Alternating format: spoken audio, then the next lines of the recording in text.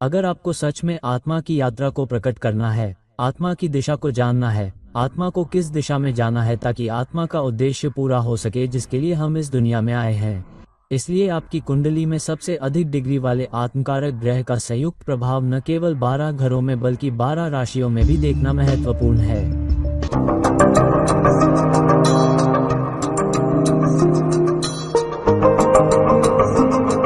नमस्कार और मेरे सभी दोस्तों को आपके मित्र ज्योतिषी और मार्गदर्शक की ओर से एक बार फिर से आपके अपने चैनल एस्ट्रो एश्योरेंस से हम जिन्हीं कारकों की श्रृंखला भी करते रहे हैं और उस प्रकाश में हमने आत्मकारक, मध्यकारक, धारक कारक आदि को कवर किया है। उस प्रकाश में हमने विभिन्न घरों में आत्मकारक, विभिन्न घरों में मध्यकारक से जुड़े व्यवसायों को भी कवर किया है। हालांकि आज हम विभिन्न राशियों में आत्मकारक के दूसरे पहलू को कवर करने जा रहे हैं। जैसा कि हम जानते हैं कि आत्मकारक कुंडली में सबसे अधिक डिग्री वाला ग्रह होता है और यह जर्मन ज्योतिष या मिथुन परिप्रेक्ष्य या जर्मन दृष्टिकोण के अनुसार आत्मा के इरादे को भी बताता है। सबसे अधिक डिग्री वाला ग्रह आत्मा की यात्रा का प्रतिनिधित्व करता है। तो आइए देखें कि कुंडली में अलग अलग राशियों में स्थित आत्मकारक किस तरह से प्रकट हो रहा है, साथ ही संयुक्त प्रभाव भी, जो मैंने पहले ही एक अन्य वीडियो में दिखाया है।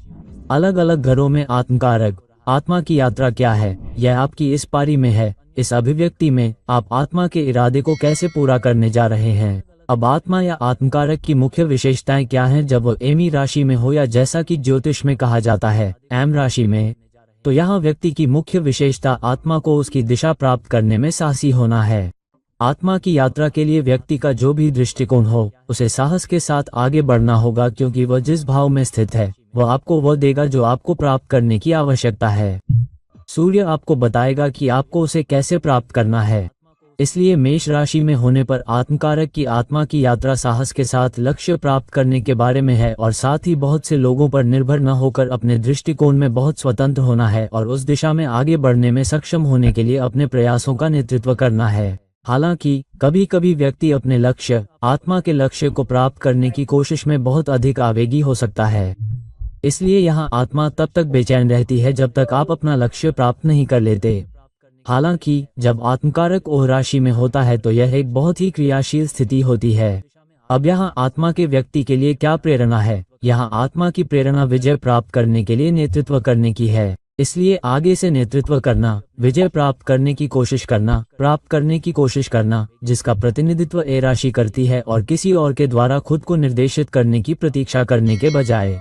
तो यह आत्मा के बारे में है जो अपने लक्ष्यों को प्राप्त करने के लिए यात्रा शुरू करने की कोशिश कर रही है। और दूसरी बात यह भी है कि आप जिस लक्ष्य को प्राप्त करने की कोशिश कर रहे हैं उसमें अपनी व्यक्तिगत पहचान बनाने की कोशिश करें, न कि ये देखने की कोशिश करें कि मैं दूसरों के साथ कैसे प्रशंसा कर रहा हूँ या साझा कर रहा हूँ। तो यहाँ आपको अपनी व्यक्तिगत पहचान बनाने की आवश्यकता है, क्योंकि आपका मंगल मेष राशि में होने के कारण संदेह के घेरे में है। अब आत्मा के लिए अपने उद्देश्य को प्राप्त करने में सबसे बड़ी चुनौती क्या है?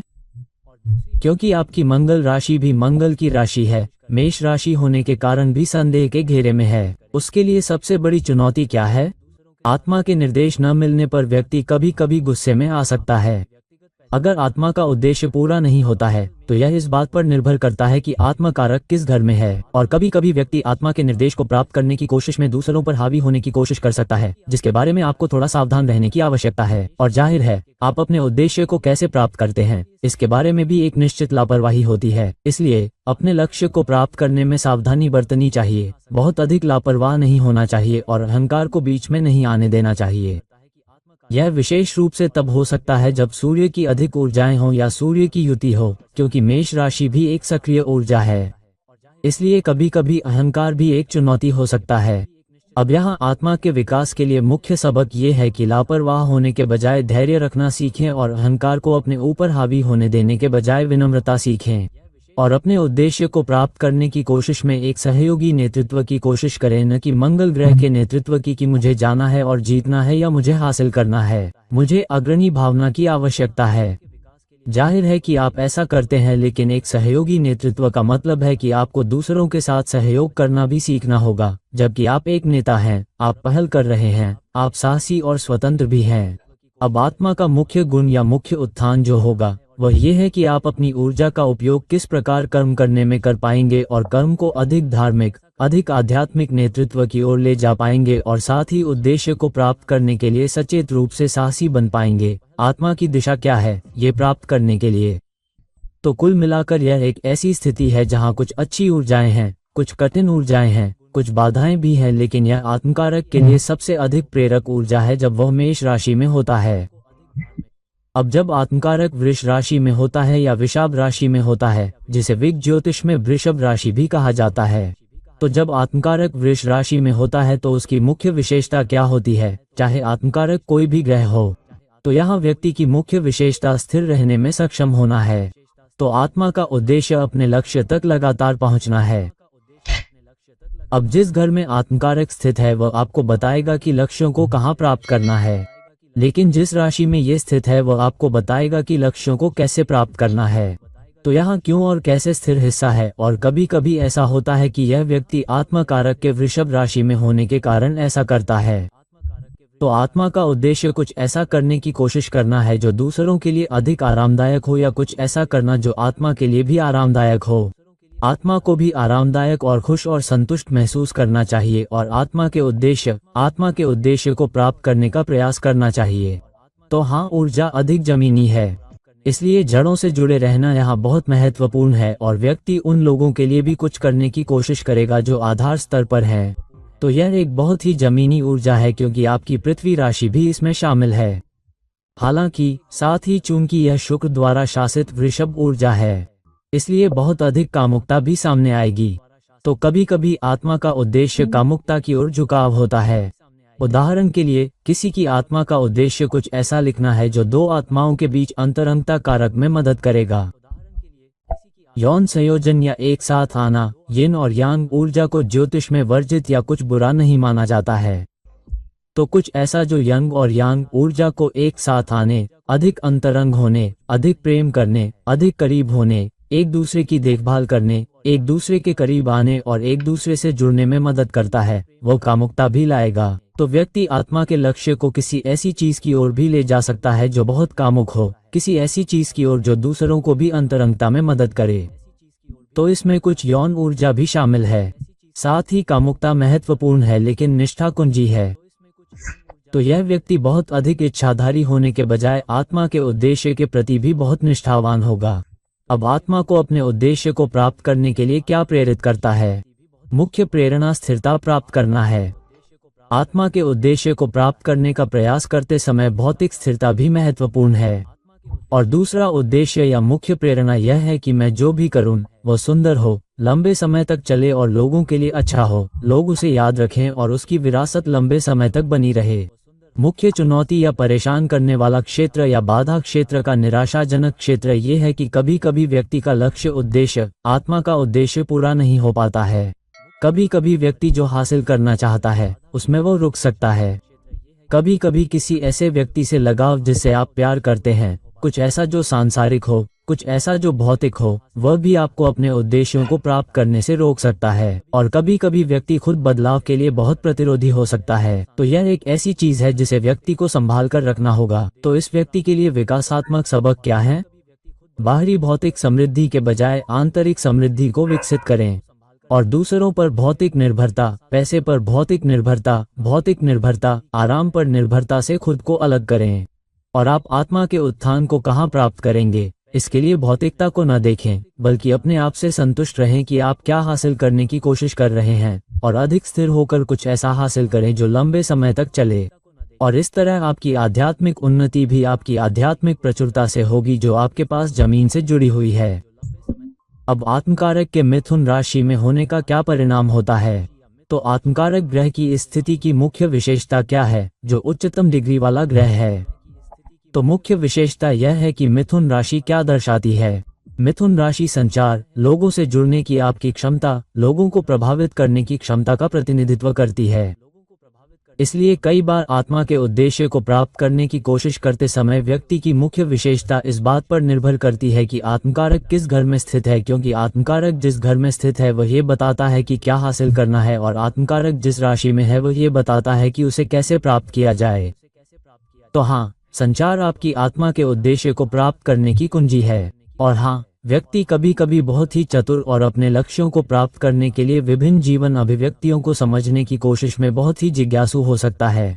इसलिए जिज्ञासा, संवाद करने की क्षमता, लोगों को प्रभावित करने की क्षमता, अपने उद्देश्य को प्राप्त करने की कोशिश में बहुत ही अनुकूलनीय होने की क्षमता भी यहाँ महत्वपूर्ण है। इसलिए कभी कभी व्यक्ति कुछ ऐसी चीजें कर सकता है जो अलग दिशा में बढ़ रही हों। मिथुन राशि भी दोहरी ऊर्जा है, इसलिए कई बार यह व्यक्ति उस घर के कौशल में बहुत ही बहुमुखी प्रतिभा वाला हो सकता है जहाँ आत्मा कारक स्थित होता है, क्योंकि जब यह मिथुन राशि में होता है तो व्यक्ति को आत्मा के उद्देश्य को प्राप्त करने में सक्षम होने के लिए कई कौशल दिए जाते हैं। इसलिए यदि यह 5वें घर में है तो बहुमुखी प्रतिभा हो सकती है। उदाहरण के लिए बहुत सारी संगीत प्रतिभा। यदि यह 8वें घर में है तो बहुत सारी कलात्मक प्रकृति भी दी जा सकती है। इसलिए वहाँ बहुत सारी यांत्रिक ऊर्जा, यांत्रिक प्रतिभाएं हो सकती हैं जो व्यक्ति के पास आ रही हैं। यदि यह 11वें घर में है तो व्यक्ति के लिए बहुत सारे सामाजिक कौशल हो सकते हैं। उदाहरण के लिए यदि यह 11वें भाव में मिथुन राशि में है तो यह व्यक्ति के बहुमुखी प्रतिभावान होने का एक बहुत मजबूत स्थान है और इसलिए यह एक अच्छा स्थान भी है। अब इसे प्राप्त करने की कोशिश में व्यक्ति के लिए मुख्य प्रेरणा क्या है?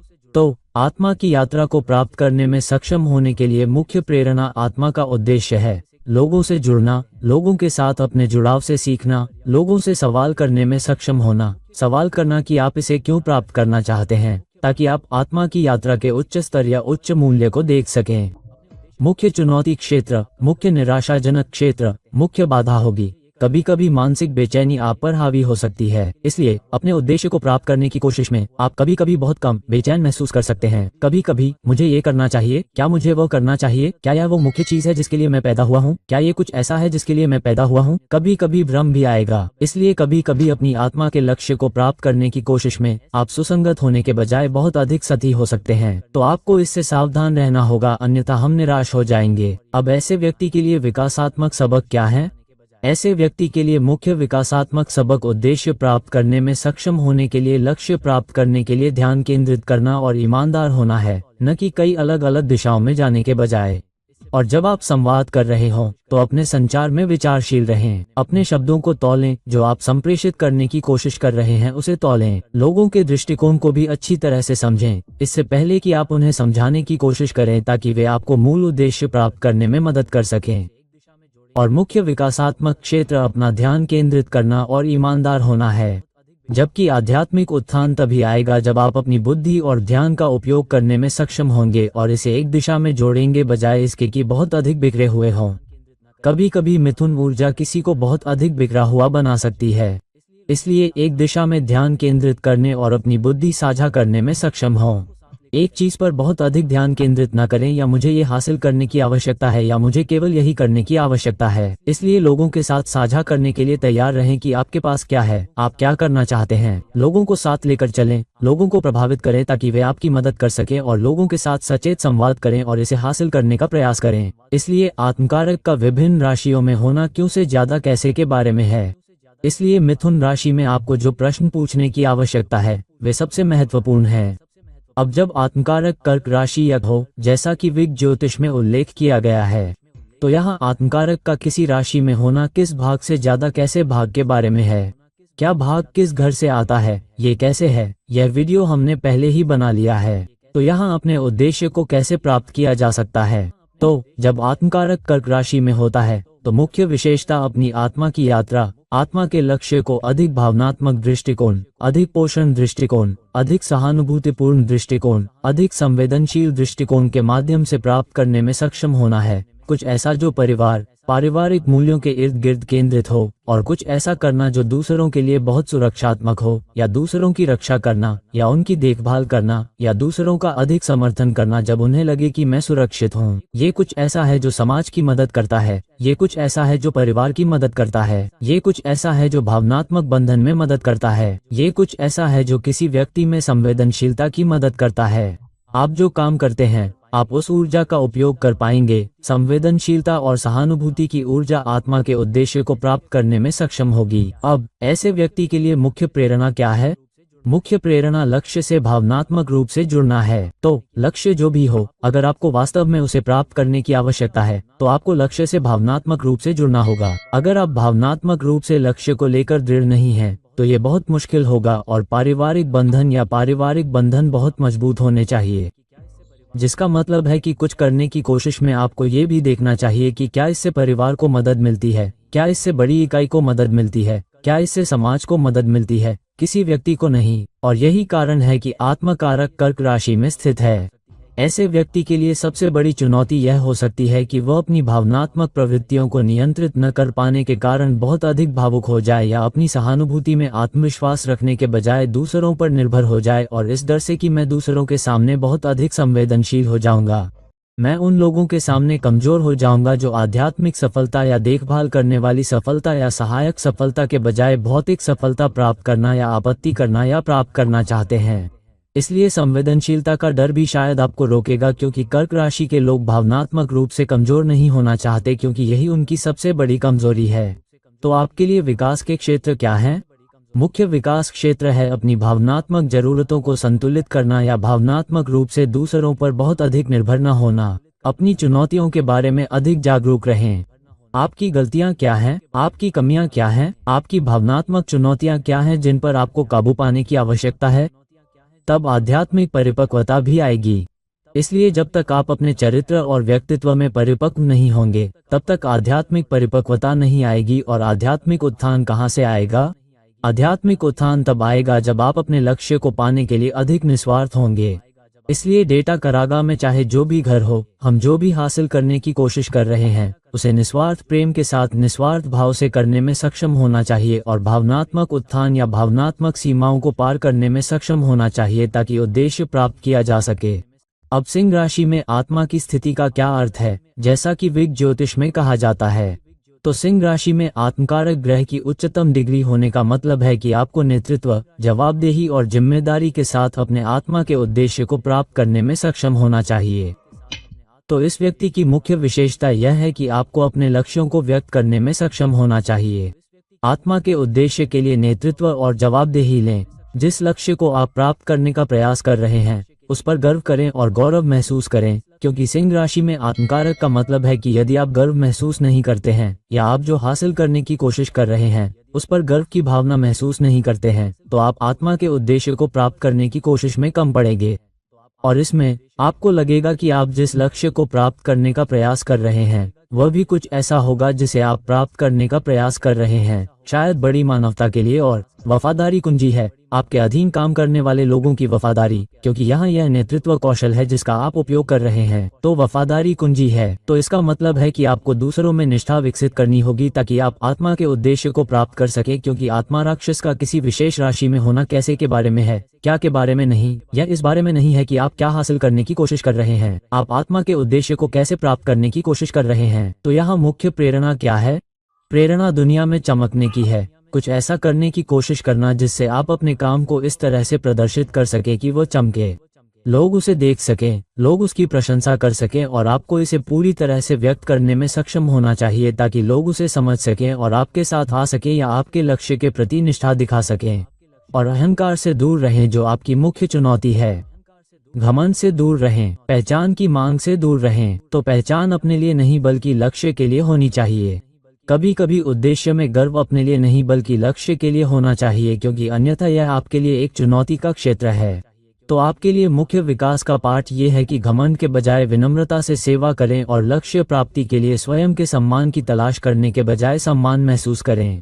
इसलिए यह महसूस करने का प्रयास करें कि दूसरों के लिए ये लक्ष्य प्राप्त करना मेरे लिए एक बड़ा सम्मान है, और मान्यता स्वयं आपके पास आएगी बजाय इसके कि आप दूसरों से मान्यता मांगें। आध्यात्मिक उत्थान कहाँ से आएगा? आध्यात्मिक उत्थान स्वयं की प्रशंसा करने से नहीं बल्कि उस मुख्य लक्ष्य की प्रशंसा करने से आएगा जिसे आप प्राप्त करने का प्रयास कर रहे हैं, और जो आप प्राप्त करने का प्रयास कर रहे हैं उसके प्रति जिम्मेदार होने से आएगा। धर्म में सेवा करना या आध्यात्मिक क्या है? ओम। और भी अधिक धार्मिक दृष्टिकोण से धार्मिक नहीं बल्कि आध्यात्मिक दृष्टिकोण से धार्मिक होना, आत्मा के उत्थान, आत्मा की शुद्धि को प्राप्त करने का प्रयास करना। अब कन्या राशि में आत्मकारक के स्थान का क्या अर्थ है या कन्या राशि का क्या अर्थ है जैसा कि इसे ज्योतिष में कहा जाता है? तो यहाँ आत्मकारक का किसी राशि में होना इस बात से संबंधित नहीं है कि आप क्या हासिल करना चाहते हैं, बल्कि इस बात से संबंधित है कि आप अपनी आत्मा के लक्ष्य को कैसे प्राप्त करेंगे। आत्मा किस घर में स्थित है वो वीडियो हम पहले ही बना चुके हैं, तो यहाँ ये कैसे के बारे में अधिक है। तो आत्मकारक का कन्या राशि में जाना कैसे के बारे में अधिक है। इसकी मुख्य विशेषता आपके दृष्टिकोण में अधिक विस्तार उन्मुख होना है। इसलिए आत्मकारक कन्या राशि में गया है। आत्मा के उद्देश्य को प्राप्त करने में सक्षम होने के लिए जितना संभव हो उतना विस्तार उन्मुख रहें, अन्यथा आत्मा बेचैन हो जाएगी और आपके काम को करने की कोशिश करेगी, चाहे स्रोत उद्देश्य कुछ भी हो। इस पर निर्भर करता है कि वह किस घर में है। एक अच्छे काम को करने के दृष्टिकोण के साथ लगभग एक परिपूर्ण काम, यदि परिपूर्ण काम नहीं है और विभिन्न चरणों में बहुत विश्लेषणात्मक भी होगी। क्या ये सही काम है? क्या मैं सही दिशा में आगे बढ़ रहा हूँ? और इस कारण के प्रति बहुत ही कर्तव्यनिष्ठ होने में सक्षम होने के लिए मैं क्या हासिल करने की कोशिश कर रहा हूँ, मैं कहाँ जा रहा हूँ, तो यह मेरी जिम्मेदारी है, यह मेरा कर्तव्य है। इसलिए महात्मा इस घर और इस राशि में हैं और अपने लक्ष्यों, अपने उद्देश्य के बारे में विनम्र महसूस करें, बजाय इसके कि आप स्वयं की प्रशंसा करें या कुछ और करें। तो आपका मुख्य लक्ष्य क्या होगा? आत्मा के उद्देश्य में आपका मुख्य लक्ष्य चीजों को बेहतर बनाना, प्रणालियों में सुधार करना, प्रक्रियाओं में सुधार करना, उद्देश्यों में सुधार करना, दृष्टिकोण में सुधार करना है। तो आपका मुख्य लक्ष्य आत्मा के लक्ष्य को प्राप्त करने में सक्षम होना है। यह इस बात पर निर्भर करता है कि तत्वकारक कौन सा घर है। इसे किसी भी तरह से प्राप्त करने में सक्षम होना, पहले से चीजों को बेहतर बनाने या बेहतर बनाने का प्रयास करना और दूसरों को ठीक करने का प्रयास करना, जिसका प्रतिनिधित्व कन्या राशि करती है। और कन्या राशि छठे घर का प्रतिनिधित्व करती है और लोगों की सेवा करने में सक्षम होना। तो ऐसे व्यक्ति के लिए मुख्य चुनौती वाले क्षेत्र क्या हैं? दूसरों की बहुत आलोचना न करें, उद्देश्यों को प्राप्त करने में सक्षम होने के लिए, बेहतर काम करने में सक्षम होने के लिए विश्लेषणात्मक रूप से आलोचनात्मक या रचनात्मक रूप से आलोचनात्मक होने का प्रयास करें। कभी कभी चिंता में न पड़े या बहुत ज्यादा चिंतित न हो या काम को परफेक्शन के साथ करने की कोशिश न करें। ये काम करने का मुख्य तरीका नहीं है। कोशिश करें कि काम को अच्छे से करें और परफेक्शन के करीब रहें, लेकिन परफेक्शन की कोशिश में बाधा न बने और यही आपके विकास का मुख्य मुद्दा है। बहुत ज्यादा परफेक्शन की कोशिश न करें और जो आप हासिल करना चाहते हैं उसके लिए अपनी सेवा को पूरी लगन से करें। तो अब आत्मा के लिए आध्यात्मिक उत्थान क्या है? आत्मकारक या आत्मा की यात्रा में निर्णयात्मक होने के बजाय अधिक उपचारात्मक बने, अधिक सेवा करें, अपने दृष्टिकोण में विनम्रता रखें जो कन्या राशि का प्रतिनिधित्व करती है और अपनी सेवा में निस्वार्थ रहें, क्योंकि छठा घर भूभाव भी है। तो अपनी आत्मा के लक्ष्य को प्राप्त करने की कोशिश में अपनी सेवा में भी अधिक निस्वार्थ बने, फिर उपचारात्मक प्रवृत्ति और सेवा करने की प्रवृत्ति का समग्र प्रकटीकरण पूरा होगा। अब तुला राशि में आत्मकारक का क्या अर्थ है, या विग ज्योतिष में इसे तुला राशि कहा जाता है। अब याद रखें कि आत्मकारक का संबंध किसी विशेष राशि में होने पर क्या होता है, इससे नहीं होता है। क्या का संबंध किसी विशेष राशि में उसकी स्थिति से होता है, न कि किस भाग से। इसलिए जब आत्मकारक तुला राशि में होता है तो यह निर्भर करता है कि आप आत्मा के लक्ष्य को कैसे प्राप्त करेंगे। यह इस बात पर निर्भर करता है कि वह किस भाव में है। इसलिए ऐसे व्यक्ति के लिए मुख्य विशेषता बहुत सामंजस्यपूर्ण होना है। इसलिए लक्ष्य तक पहुंचने के लिए आपको जिस ऊर्जा का उपयोग करना होगा वह है उद्देश्य प्राप्त करने के प्रयास में संबंध बनाने के लिए अपने दृष्टिकोण में बहुत सामंजस्यपूर्ण होना और साथ ही लोगों के साथ अपने दृष्टिकोण में बहुत संतुलित होना। कई बार आत्मा का लक्ष्य अधिक कलात्मक भी होगा, जिसका प्रतिनिधित्व तुला राशि करती है। इसलिए बहुत ही कलात्मक तरीके से अपने उद्देश्य को प्राप्त करने का प्रयास करें, उसके साथ संबंध बनाते हुए संतुलन बनाएं और जोड़ तोड़ करने की बजाय थोड़ा कूटनीतिक बने। तो ऐसे व्यक्ति के लिए मुख्य प्रेरणा अपने रिश्तों में, अपने उद्देश्य में संतुलन बनाने या बढ़ावा देने में सक्षम होना है और कुछ ऐसा करने की कोशिश करना है जो आत्मा की यात्रा में बहुत सुंदर हो। और न केवल रिश्ते बल्कि समग्र रूप से आप कितने संतुलित हैं और आप कैसे सुंदरता बनाने की कोशिश कर रहे हैं, आप कैसे कुछ कलात्मक बनाने की कोशिश कर रहे हैं, आप कैसे कुछ सौंदर्यपूर्ण बनाने की कोशिश कर रहे हैं। तो मुख्य चुनौती क्षेत्र होगा, क्योंकि तुला राशि संबंध राशि का प्रतिनिधित्व करती है। उद्देश्य में आपकी मदद के लिए किसी और पर बहुत अधिक निर्भर न होना, अन्यथा मैं अन्य चीजें करने में सक्षम नहीं हो सकता। अन्य चुनौतियां कभी कभी आप इस स्थान पर बहुत अधिक अनिर्णायक हो सकते हैं। इसलिए अधिक निर्णायक बने और अधिक प्रत्यक्ष रहें और दूसरों से मान्यता न मांगें। अपने रिश्तों या अपने संपर्कों से इनपुट मांगते समय भी आप जो करने की कोशिश कर रहे हैं उसके बारे में सुनिश्चित रहें। तो आपके लिए मुख्य विकास सबक लोगों के साथ सामंजस्य को बाधित किए बिना सच्चाई के लिए खड़ा होना है, क्योंकि तुला राशि संबंधों के बारे में है। आध्यात्मिक उत्थान कहाँ से आएगा? आध्यात्मिक उत्थान बाहरी संतुलन से आएगा जो आप आत्मा के उद्देश्य को प्राप्त करने के लिए अपने दृष्टिकोण में बना पाते हैं। तो आप जो भी हासिल करने की कोशिश कर रहे हैं उसके लिए आत्मकारक किस घर में है, उसके आधार पर आप दूसरों के साथ संतुलन बनाने की कोशिश कर रहे हैं। आप उद्देश्यों को प्राप्त करने की कोशिश में दूसरों के साथ आंतरिक संतुलन बनाने की कोशिश कर रहे हैं और इसी तरह लोग साथ आएंगे और इसी तरह आपका धर्म पूरा होगा, आपका आध्यात्मिक उद्देश्य पूरा होगा। अब जब आत्मकारक वृश्चिक राशि में होता है या विग ज्योतिष में इसे विशिका राशि कहा जाता है, तो इसका क्या अर्थ है? अब याद रखें कि किसी विशेष राशि में आत्मा का होना यह नहीं दर्शाता है कि आप क्या हासिल करने की कोशिश कर रहे हैं, बल्कि यह इस बात से अधिक संबंधित है कि आप कैसे हासिल करने की कोशिश कर रहे हैं। तो आत्मकारक किस घर में है, ये किस भाग को दर्शाता है, जिस राशि में वह स्थित है वह कैसे भाग है। तो जब आत्मकारक ग्रह ज्योतिषीय दृष्टिकोण से उच्चतम डिग्री वाला ग्रह होता है तो आत्मा का मुख्य उद्देश्य या मुख्य विशेषता क्या होती है जब आत्मकारक वृश्चिक राशि में होता है? तो ध्यान रखें कि यह उस परिवर्तन के बारे में अधिक है जो आप समाज में ला रहे हैं अपने आसपास में। तो यह मुख्य विशेषता बहुत ही तीव्र है, लेकिन साथ ही कभी कभी यह बहुत ही निजी लक्ष्य हो सकता है, न कि कुछ ऐसा जो सार्वजनिक लक्ष्य हो। इसलिए कई बार लोग चुपचाप एक किताब लिखते हैं, एक विश्लेषण लिखते हैं, एक थीसिस लिखते हैं, पीएचडी करते हैं, अपना काम प्रकाशित करते हैं और चुपचाप इसे करते हैं और फिर दुनिया को बताते हैं। इसलिए कई बार जब आप लोगों को साथ लेकर चलते हैं तो भी हो सकता है कि आप अपने सभी कार्ड साझा न करें। कई बार परिवर्तन नहीं हो सकता है यदि आप थोड़े गुप्त हैं। वृश्चिक राशि में आत्मकारक कार्ड को अपने सीने से लगाकर रखना भी है। आप अपनी आत्मा के माध्यम से जो भी बड़ा लक्ष्य प्राप्त करने की कोशिश कर रहे हैं, आपको उसे निजी रखना होगा या उसे ऐसे लोगों के साथ साझा करना होगा जिन पर आप भरोसा कर सकते हैं, या बहुत कम लोगों के साथ, क्योंकि यह एक बहुत ही शक्तिशाली मानवीय अभिव्यक्ति है। ये भावनात्मक रूप से बहुत गहरा है क्योंकि यहाँ आत्मा वृश्चिक राशि की परिवर्तनकारी ऊर्जा से जुड़ रही है। इसलिए आपके लिए मुख्य प्रेरणा अपने ऊपर अपनी आंतरिक महारत हासिल करना है। जब तक आप खुद पर महारत हासिल नहीं कर लेते, आपके पास जो भावनात्मक महारत है, जो संतुलित महारत है जो आपके पास है अपने आप पर या वृश्चिक राशि के साथ आपके डर के साथ गहरे डर का प्रतिनिधित्व करती है जो दर्शाता है कि आप उच्च उद्देश्य प्राप्त करने में सक्षम नहीं हो सकते हैं। इसलिए अपने डर पर काबू पाएं, अपनी चुनौतियों पर काबू पाएं, अपनी समस्याओं पर काबू पाएं, अपने डर पर काबू पाएं। अगर मैं इसे हासिल करने में सक्षम नहीं हूं, और इसलिए मुख्य चुनौती यह है कि अपने उद्देश्य को लेकर बहुत अधिक नियंत्रण न रखें या अपने उद्देश्य के प्रति बहुत अधिक जुनूनी न हो या अतिरेकपूर्ण न हो। इसके अलावा आपको गुप्त रहने की आवश्यकता है, लेकिन आप इसे कुछ ऐसे लोगों के साथ साझा कर सकते हैं जो समान विचारधारा वाले हैं। तो उदाहरण के लिए 2 या 3 वैज्ञानिक किसी ऐसी चीज पर काम कर रहे हैं जो मानवता के लिए अच्छी होगी, लेकिन वे अपने काम को साझा नहीं कर रहे हैं। वे उस पर कुछ सालों तक काम करेंगे, शायद बाहर से कुछ मदद लेंगे और फिर एक दिन अपनी खोजों और आविष्कारों की घोषणा दुनिया के सामने करेंगे।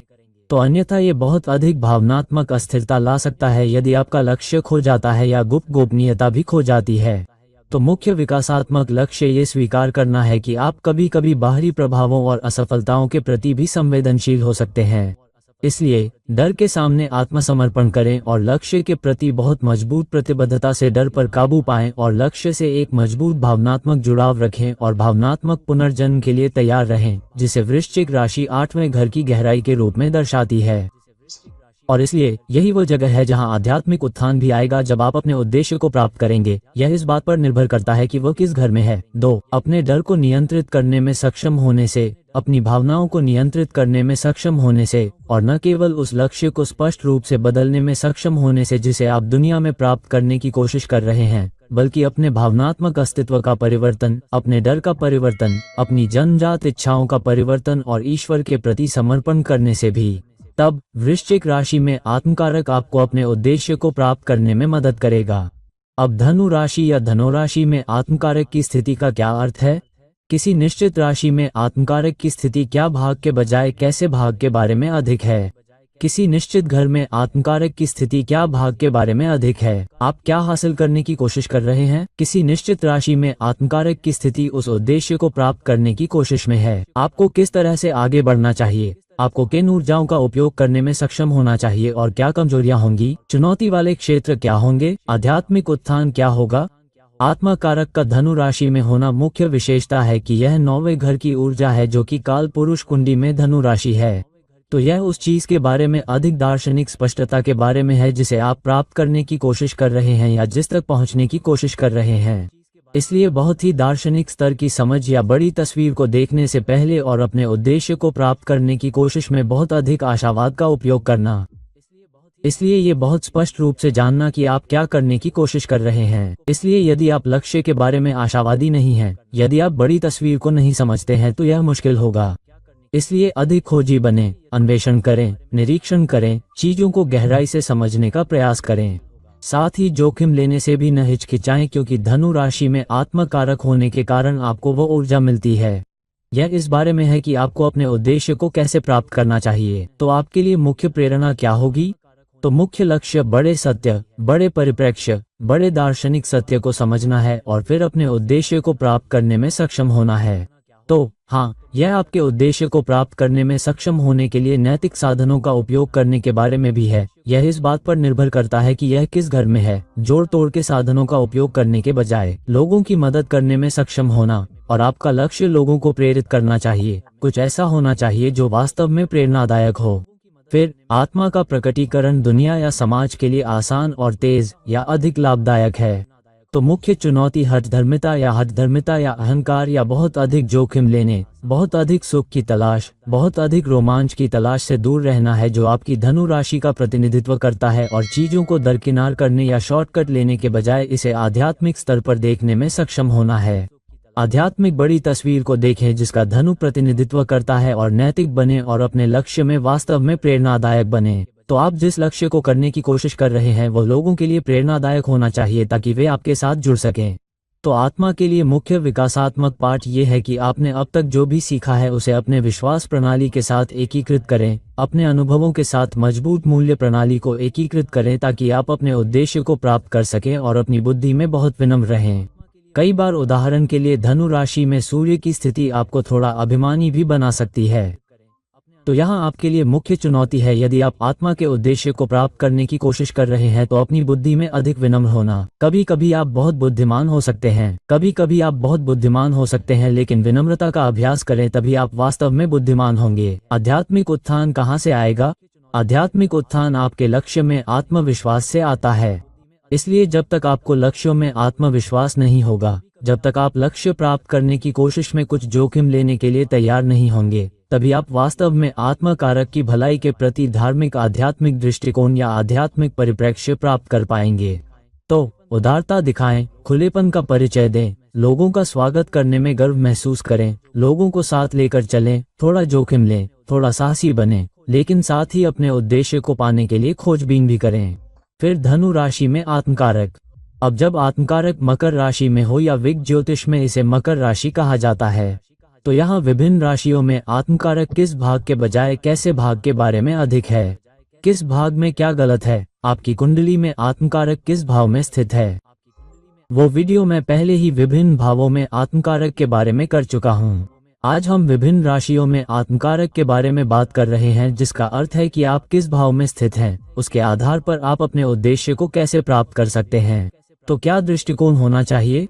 तो मकर राशि में आत्मकारक बेनेट के लिए मुख्य दृष्टिकोण, उस दृष्टिकोण की मुख्य विशेषता यह है कि आप जिस अंतिम लक्ष्य को प्राप्त करने का प्रयास कर रहे हैं उसके लिए बहुत जिम्मेदार होना और उसे प्राप्त करने के लिए बहुत अनुशासित होना।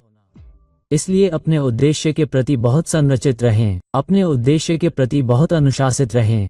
जानिए कि क्या करना है, जैसे कि उस उद्देश्य को प्राप्त करने के लिए हर दिन, महीनों और कभी कभी वर्षों तक प्रयास करना, और जो आप प्राप्त करने का प्रयास कर रहे हैं उसके लिए बहुत अधिक भौतिकवादी होने के बजाय बहुत अधिक रणनीतिक होना।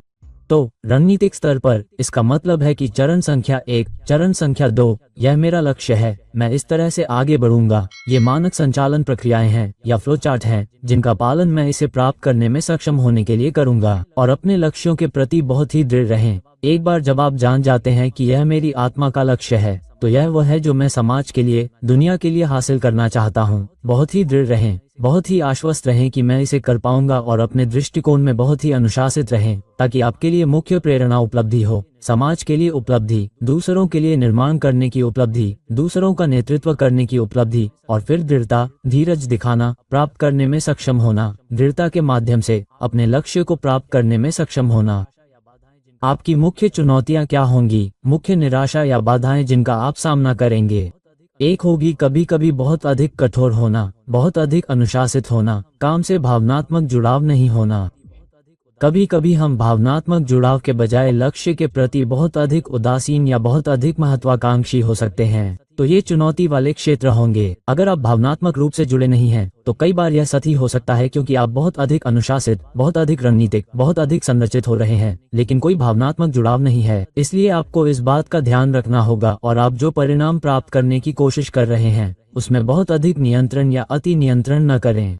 इसलिए आप जो हासिल करने की कोशिश कर रहे हैं उसमें थोड़ा लचीलापन दें, न कि बहुत अधिक कठोर या सीमित ढांचे का पालन करें। आपके लिए विकासात्मक सबक ये है कि आप अपने काम, अपने दिल और अपनी भावनाओं में बहुत संतुलित रहें, न कि आप जो हासिल करने की कोशिश कर रहे हैं उसके प्रति बहुत अधिक उदासीन रहें।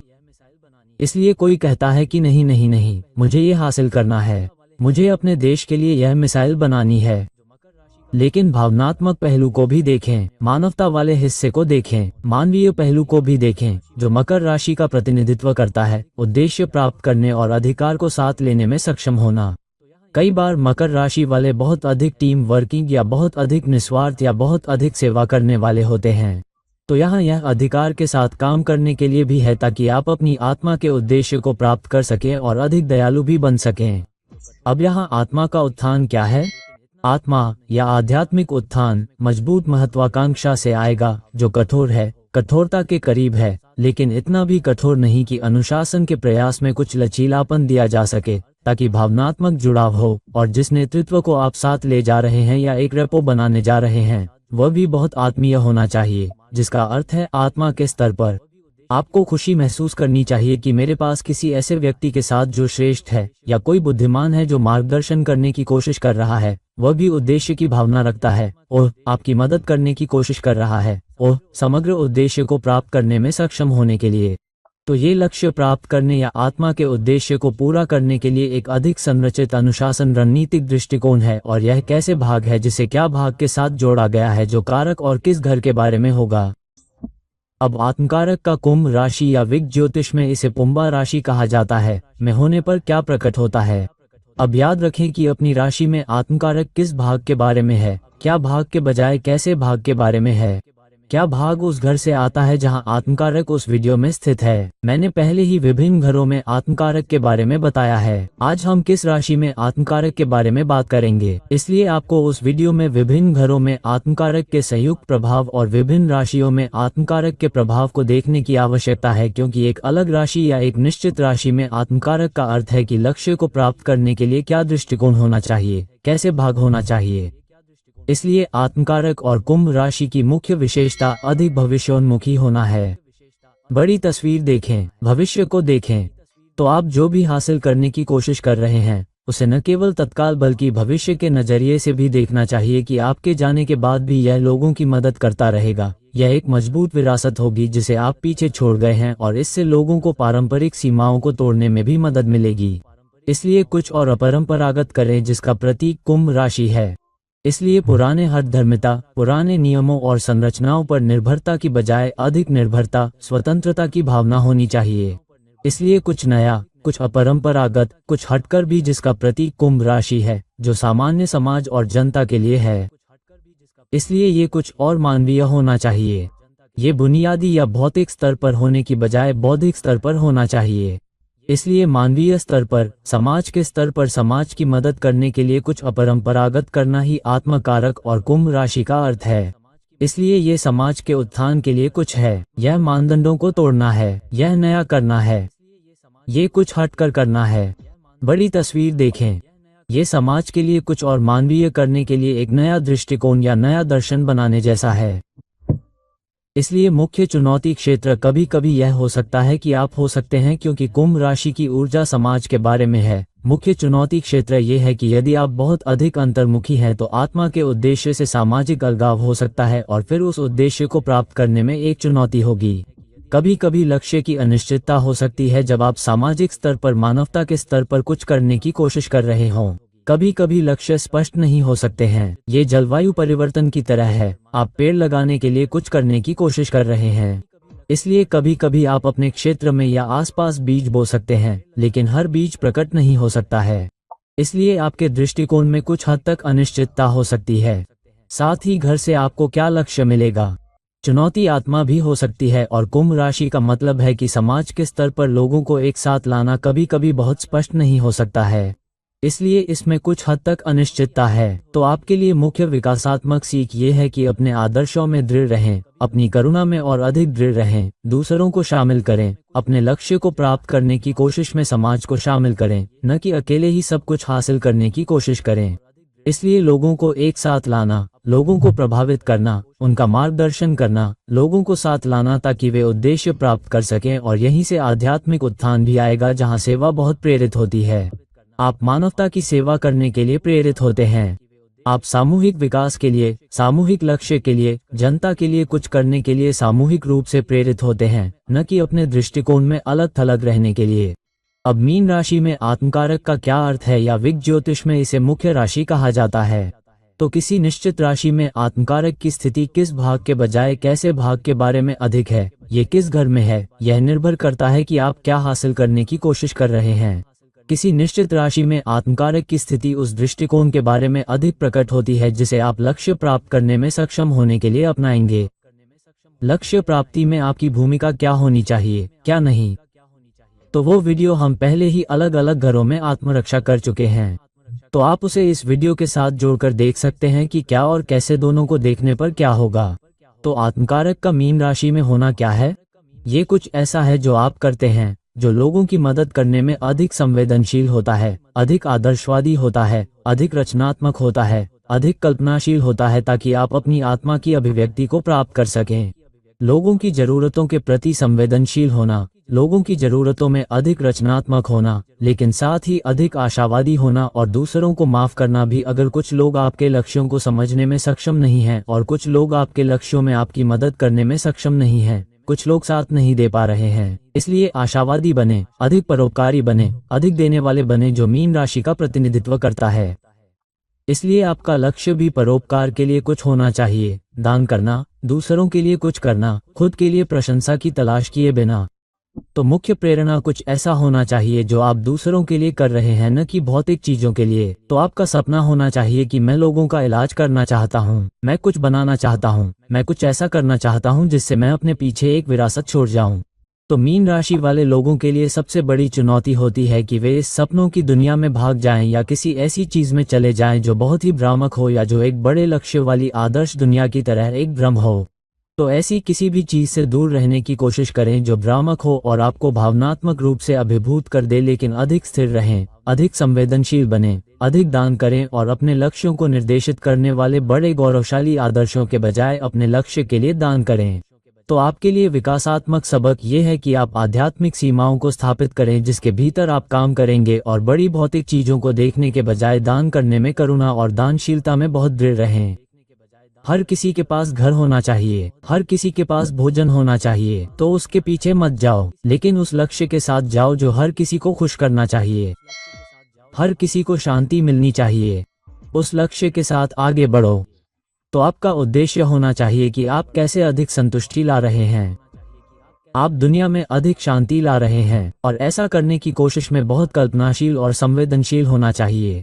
तो आध्यात्मिक उत्थान निष्क्रिय रूप से सपने देखने से नहीं आएगा कि मैं ये करूंगा, बल्कि सक्रिय रूप से ईश्वर से जुड़ा होना, और जो हासिल करने की कोशिश कर रहा है उसके लिए एक व्यवहारिक उद्देश्य होना चाहिए, न कि बहुत अधिक भ्रम में रहना और बहुत अधिक स्वप्निल होना।